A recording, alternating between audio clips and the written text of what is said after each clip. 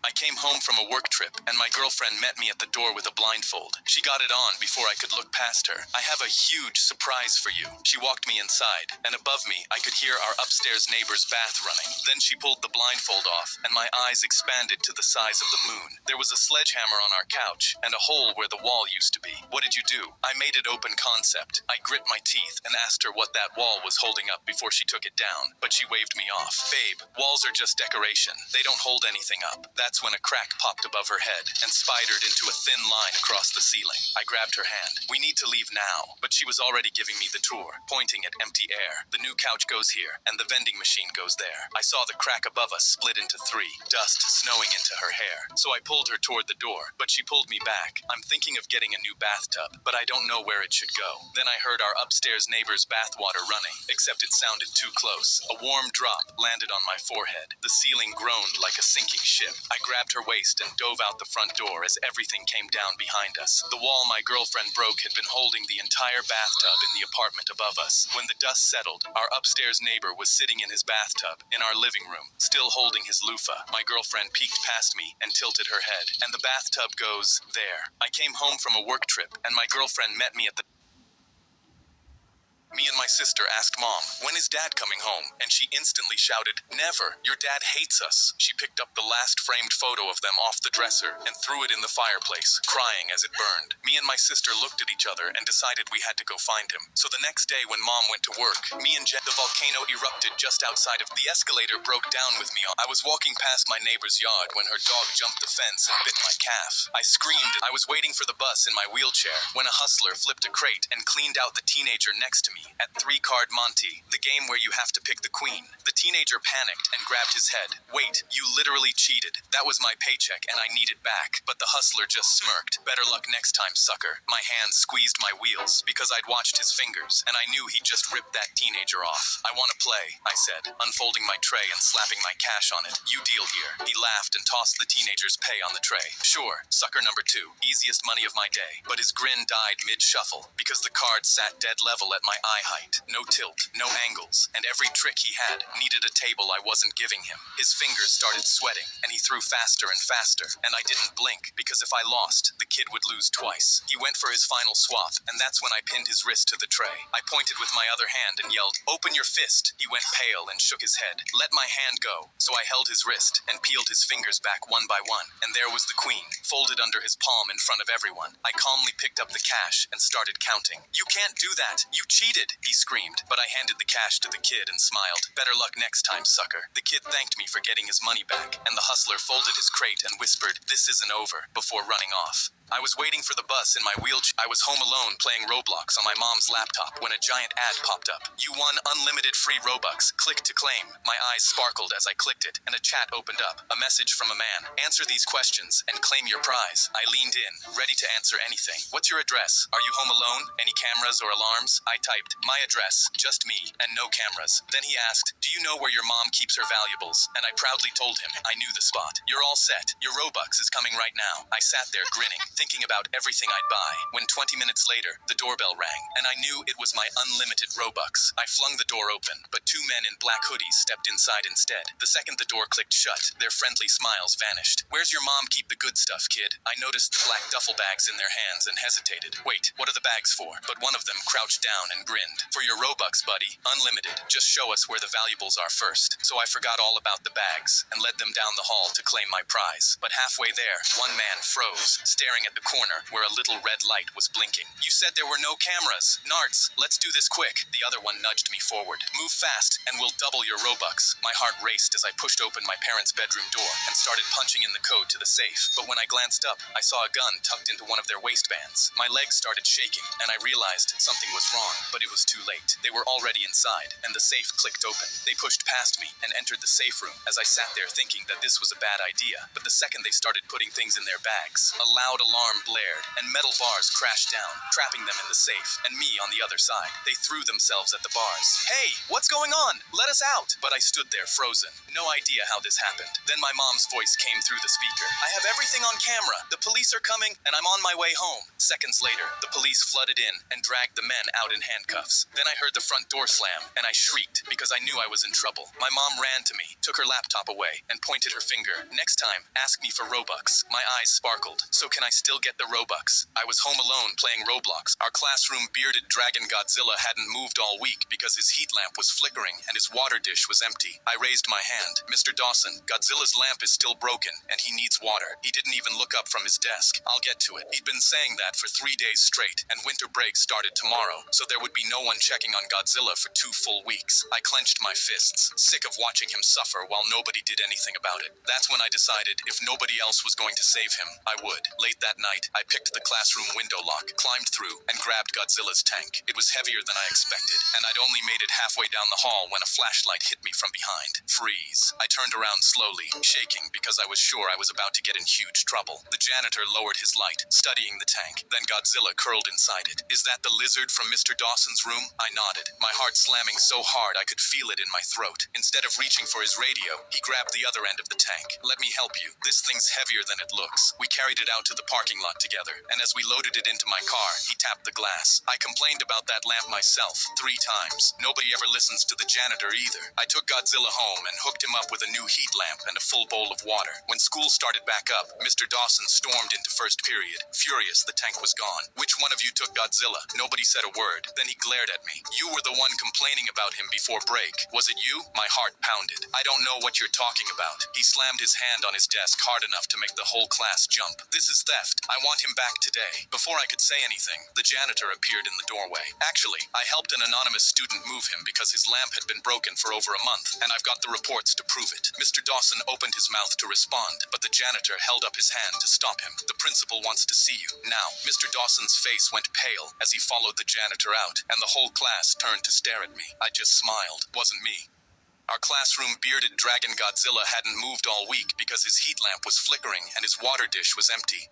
My teacher started crying mid-lesson about the Pythagorean theorem. "Do you guys think my husband is cheating on me?" Silence. 20 kids just stared at her until she wiped her eyes, drew a triangle on the whiteboard, and kept teaching like nothing had happened. I leaned over to my friend Dennis. "Did that really just happen?" He just stared at his desk, weirdly pale for a kid who wasn't even involved. "Are you okay?" He sighed. "I guess we'll find out." Before I could ask what he meant, the bell rang. The next day, she pulled out her phone before we'd even opened our textbooks. "Read this." Her hands were shaking. "Dinner's cold again." "Nice." Mascara was already running down her face. "Does that sound like someone who loves his wife?" I raised my hand. "That guy sounds exhausting." She pointed at me so hard her earrings jingled. "Thank you. Finally someone gets it." I nodded. Every time she read one of his texts, Dennis stared harder at his notebook, like he was trying to disappear into it. By Thursday, she had a warm-up slide on the board. Question 1, is he lying? Question 2, why? She passed out the texts, stapled like a quiz. Grade him and be honest. Dennis wouldn't even touch his copy. I stared at mine for a second, then picked up my pen and wrote dishonest 4 out of 10. And the second I set it down, I felt like I'd made a mistake. Friday, she brought a poster board with tally marks. 1 column labeled stay, 1 labeled leave. Raise your hand if you think I should leave him. I raised my hand with everyone else, telling myself I was just following the crowd. She hugged the poster board to her chest. Thank you for really seeing me. Monday, she was mid-rant about his mother when the door slammed open, and a man in a wrinkled work shirt stormed in, red in the face. Is this the class voting on my marriage? She spun around. You're not supposed to be here. He threw his hands up. My co-worker's kid is in this class, you lunatic. The room went dead silent, and my teacher's face went pale. Wait, Dennis's mom is who you've been texting all month. I felt my mouth fall open and turned to look at Dennis. He yanked his hood up and sank down in his seat as far as he could go, while my teacher grabbed the poster board and hurled it across the room. 20 phones were recording them fighting by the time security walked them out. My teacher started crying mid-lesson about the Pythagorean theorem. Do you guys think my husband is cheating on me? Silence. 20 kids just stared at her until she wiped her eye. My basement tenant moved out after 9 years and left the place cleaner than the day he got the keys. But while I was inspecting the unit, I saw that somebody had cut a square out of the drywall in the hall closet, patched it back in, and painted over the seam. Nobody. On a class trip to the aquarium, a sea lion did a little dance for my bread, so I happily tossed a piece into its mouth. But then I looked up and saw the sign, no feeding the animals, $10,000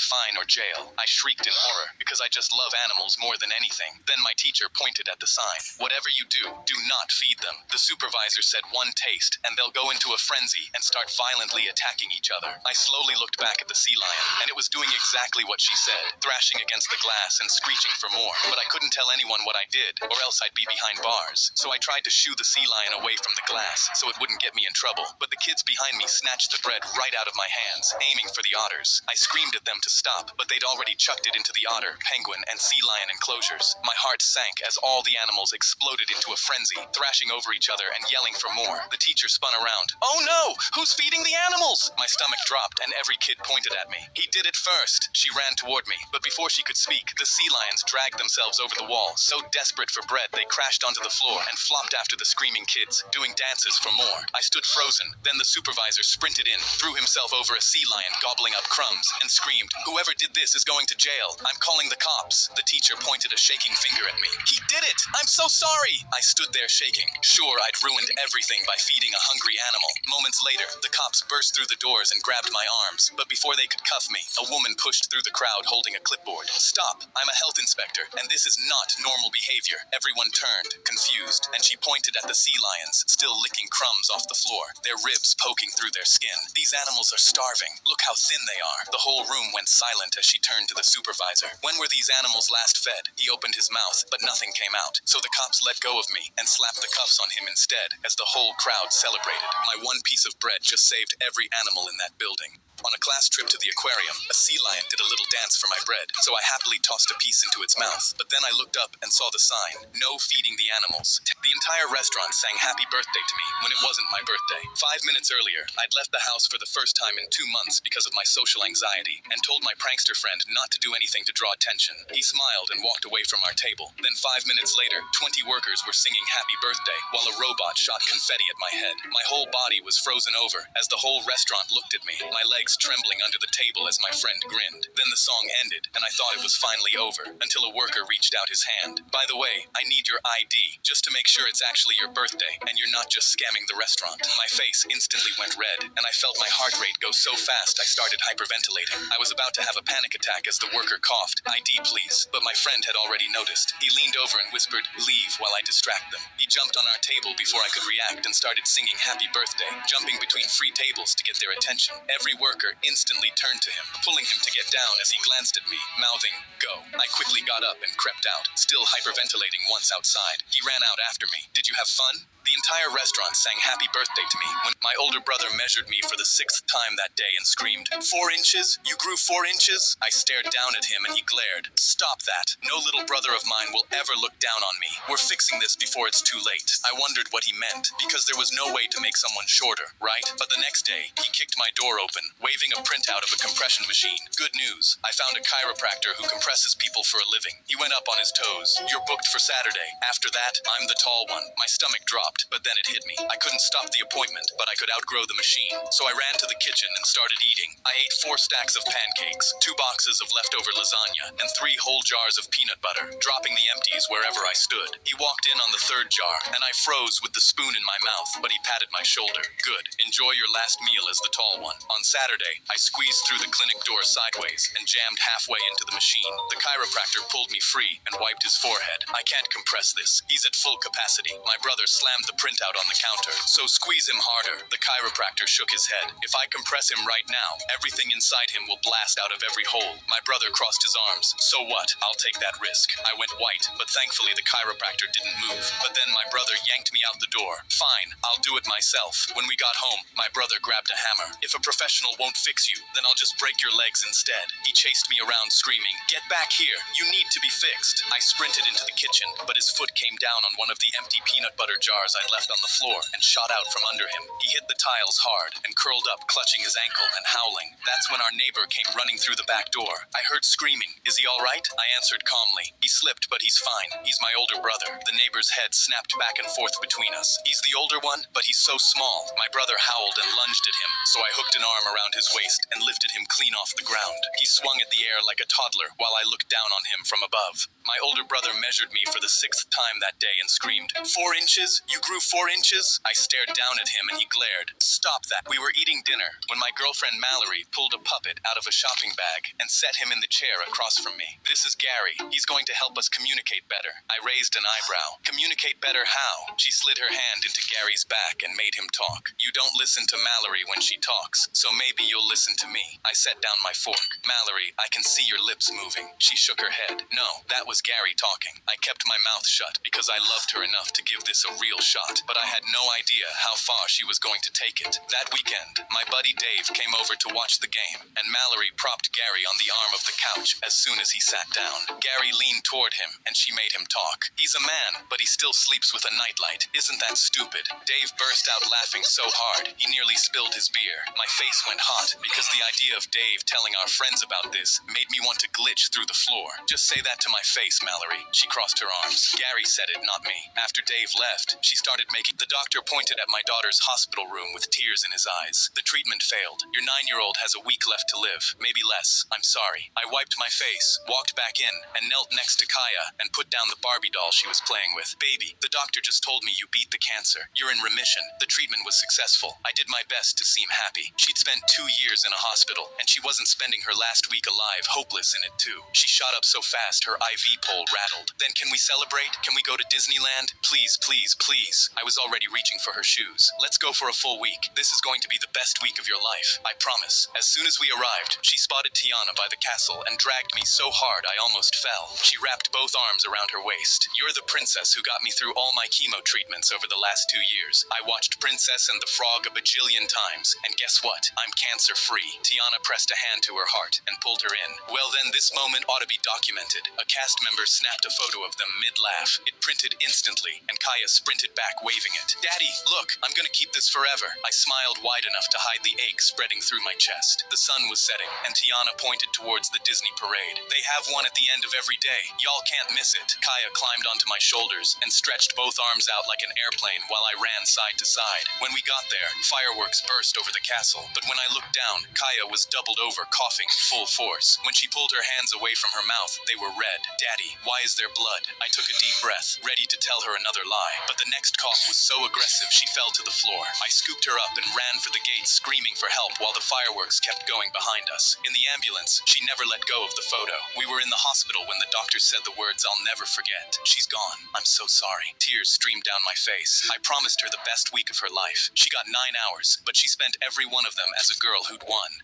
The doctor pointed at my daughter's hospital room with tears in his eyes. The treatment failed.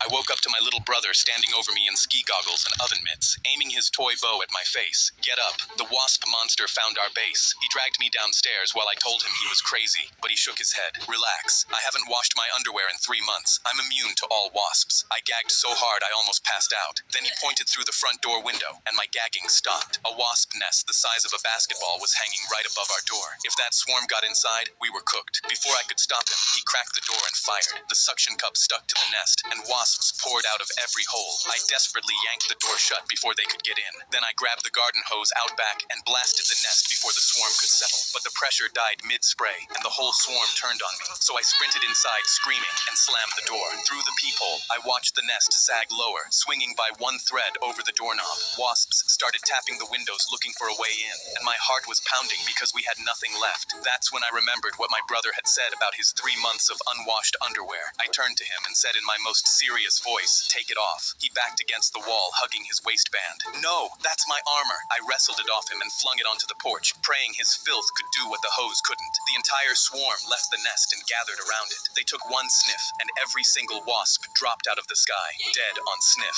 My brother was on the floor saying he felt weird, but I just laughed. Your underwear wasn't armor, it was a chemical weapon. The wasp monster never stood a chance. I woke up to my little brother standing over me in ski goggles. I snuck into an art museum with my own painting hidden behind my back, along with $1 million price tag in my hand. An expert was lecturing a crowd. Only a trained eye can recognize true art, while pointing at a banana taped to the wall. I nodded and smiled, because this is exactly why I came here. I was broke, so if a banana was art, my painting of a coffee stain was about to make me rich. I stood near an empty wall, and the second the security guard turned away, I slapped my painting on the wall, stuck the price tag under it, and slid back into the crowd. My heart was racing so fast I had to pat my chest to calm down. A rich collector spotted the new painting, so he pushed everyone out of the way and planted himself in front of my painting. His eyes went wide, and he waved the expert from earlier. The crowd followed, and the collector pointed at the painting with a smile. This is exquisite. The craftsmanship must be from the 1800s. I rubbed my hands together and began imagining how I was going to spend the $1 million. But then I saw my signature was smudged, and I froze, because without my name, nobody could prove it was mine. So I immediately slid over to fix it. I touched the smudge with my finger, but the expert instantly snatched my wrist. Do not touch the art. Get this idiot out of here. I went pale and tried to pull my hand back, but the guard was already lifting me off my feet. Wait, that's my painting. I was just fixing it. He shook his head, laughed, and started carrying me away. That's when the collector asked who painted it, and the expert straightened his tie. It's me. I painted this. His trained eye had recognized the true art, and he had stolen my idea of getting rich. No! I saw the collector hand over $1 million check to that expert, and my hands started shaking. But the guard just carried me past the banana, so I ripped it off the wall and took a bite. I snuck into an art museum with my own painting hidden. I made my wife cry on Christmas morning. On Christmas morning, I unwrapped a cologne from my wife, and when I smelled it, I had to turn around. It reminded me of a wood cabin infested with mold and filled to the brim with cow dung. But when I turned the bottle, I knew it cost at least $800.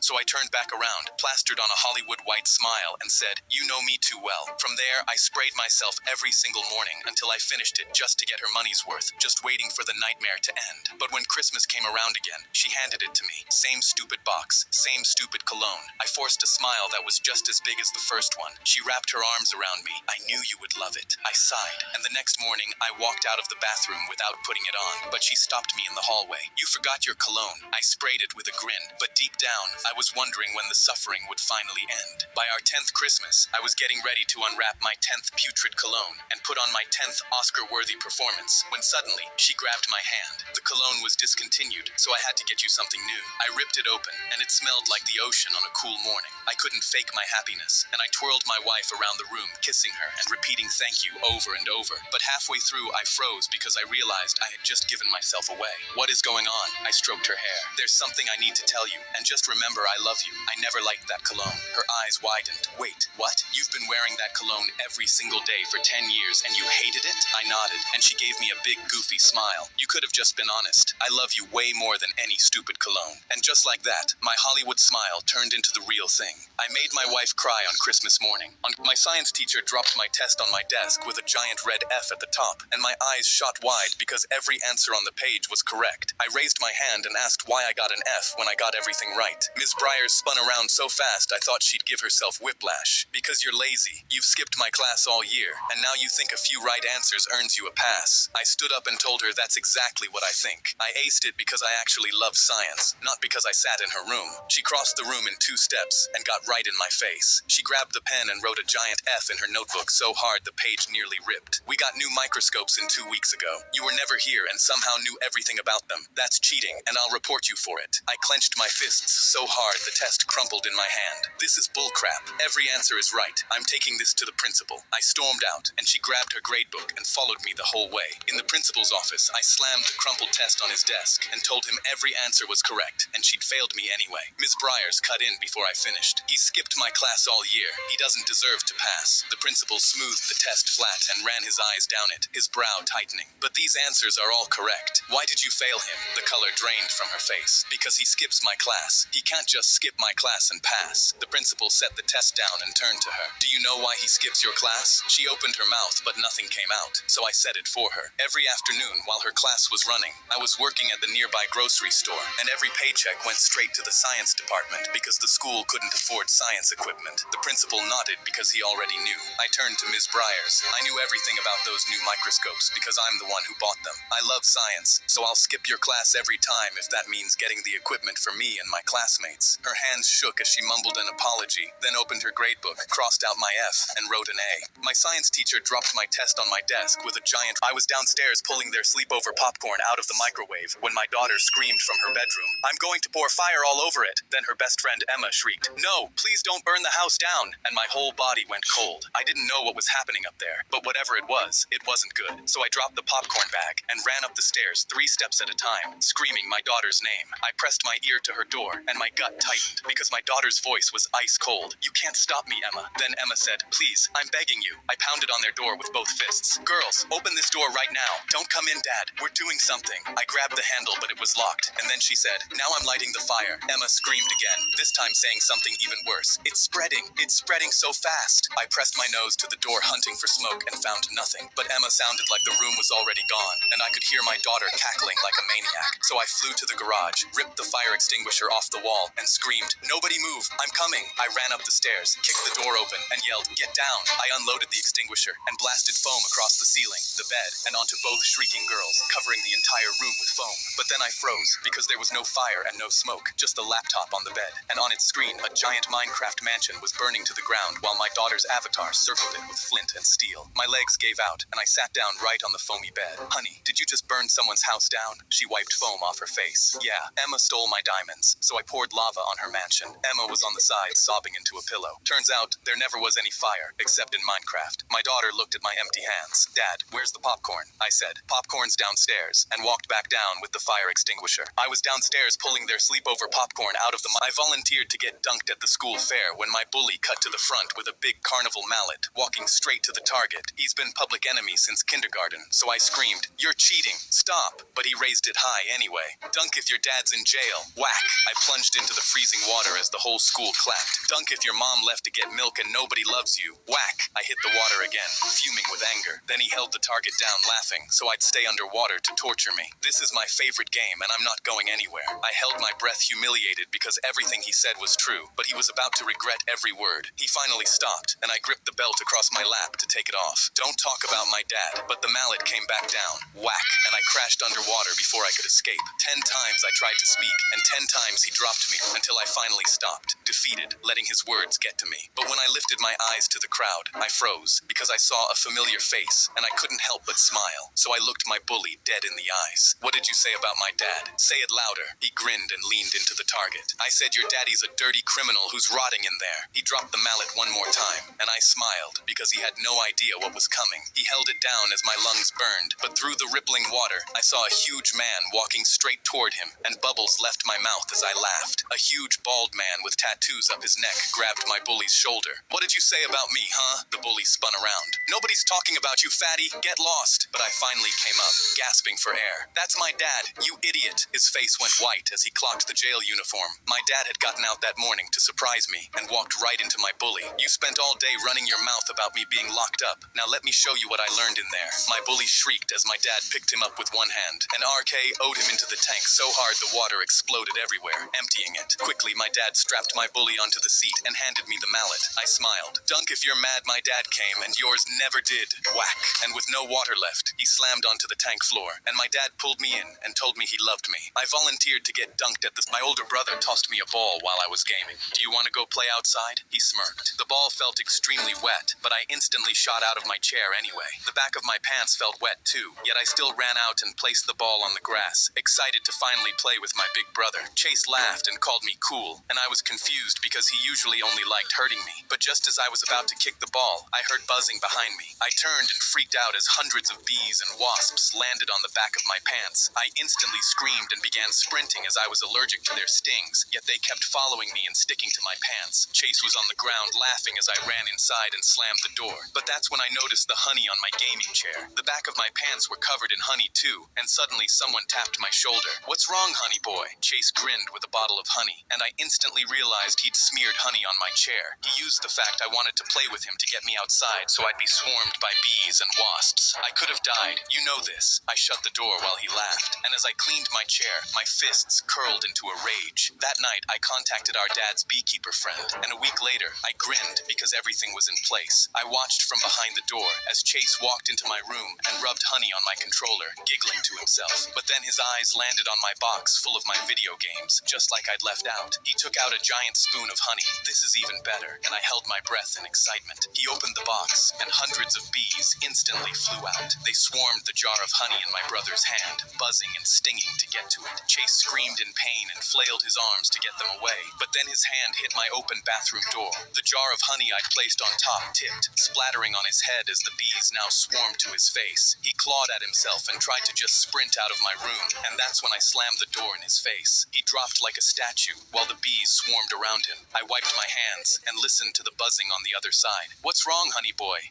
My older brother tossed me a ball while I was gaming. "Do you want to go play outside?" I told my girlfriend's mom I was the world's biggest Twilight fan because her living room had 6 Edward posters and I wanted her to like me. She grabbed both my hands and whispered, "Finally, someone for trivia night." Then she pulled me toward the basement stairs and shouted, "Everybody get dressed. We start in 20. My girlfriend leaned close while her mom carried out a cardboard cutout of Jacob. "You told her you loved the books?" I said. I thought liking vampires was enough. Her uncle walked past us in a blonde wig, and her cousins hurried downstairs with glitter smeared across their cheeks and collarbones like they had just stepped into vampire sunlight. Someone planted a life-size werewolf beside the snacks, and her mom rang a bell shaped like an apple, and I realized I had lied myself into Forks, Washington. Her mom pointed at me first. "Easy one. Who turned Edward into a vampire?" I had seen one movie on cable, half asleep, so I gripped my paper plate and guessed the first doctor name I could find in my brain. "Carlisle." The basement clapped. Uncle Carlisle adjusted his blonde wig like I had honored his bloodline. Her mom leaned over the scorecard. "What gift does Jasper have?" I pinched my girlfriend's sleeve under the table. She did not help. "Bad vibes?" The room went silent. Then her cousin said, "Technically, emotional manipulation." Everyone clapped again. I stopped gripping the plate. Twilight sounded fake, even when it was real. Her mom asked why vampires played baseball during thunderstorms. I said, "Because they hit the ball like a car crash." Correct. Then she smiled. "What did Jacob do after Bella had her baby?" I sank lower in my chair, while the werewolf cutout leaned over the snacks. No real answer could be normal, so I built the worst sentence I could. "He fell in love with the baby?" My girlfriend covered her face. Her mom slammed the apple bell. "Imprinted." "But yes." Her mom stood and cleared her throat. "Final question. Alice can see the future. Unless what?" The whole sparkly family turned to look at me expectantly. I began to sweat, knowing I couldn't fake my way out of this one. My girlfriend shook her head, begging me to stop. But Twilight had taught me one thing. The answer was whatever made the least sense. Unless someone changes their mind? Her mom dropped the scorecard. The basement went silent. Then Uncle Carlisle whispered, "That's correct." My girlfriend grabbed my sleeve. "How are you doing this?" I waved one hand at the Jacob cutout, the glitter, and the bell. After the baby imprinting thing, I stopped trying to be right and started trying to be Twilight. Her mom smeared glitter across my face. "You get to be Edward next month." I told my girlfriend's mom I was the world's biggest Twilight fan because her living room had... I was in the middle of my biology final when I looked up and saw a clown with his face pressed against the classroom window. I tried to ignore him because I hadn't had time to study for this test and didn't need the distraction, but he was staring right at me and smiling with all his teeth. A few students giggled and my teacher sighed. "Everyone focus, please." Nobody focused because he started making balloon animals. He made a flower and pretended to smell it. Then he twisted 6 balloons into a long knife. He dragged it slowly across his own throat while staring directly into my eyes with the huge smile still on his face. I started shaking because this test was about to be the least of my problems. My teacher shot up so fast her chair flew backward. Then she grabbed the wall phone and 30 seconds later, the intercom crackled. "Entering lockdown. Teachers, please secure your classrooms immediately." She hit the lights and we scrambled to the back wall in the dark. A nearby window rattled, then another one even closer. "Oh my God, he's trying to get in," someone whispered. Suddenly, 2 fists hit our window so hard, the whole frame rattled, and I started to cry. The window cracked. Then we heard footsteps running outside and people shouting. There was a huge crash right below the window, followed by silence. My teacher flipped the lights on, and we ran to the window. 2 officers had the clown on the ground with his red wig beside him, and his face paint smeared off. The whole class recognized him immediately. It was the class clown Andres. One of the officers crossed his arms. "You want to tell us what exactly you were doing out here?" Andres hung his head. "It was a joke. I just wanted everyone to get sent home early." The officer shook his head. "And the knife?" Andres sighed. "I didn't think that part through. I slid down the wall and sat on the floor with my head between my knees. My teacher crouched next to me. "You can retake the test another day." I took a deep breath. Cool.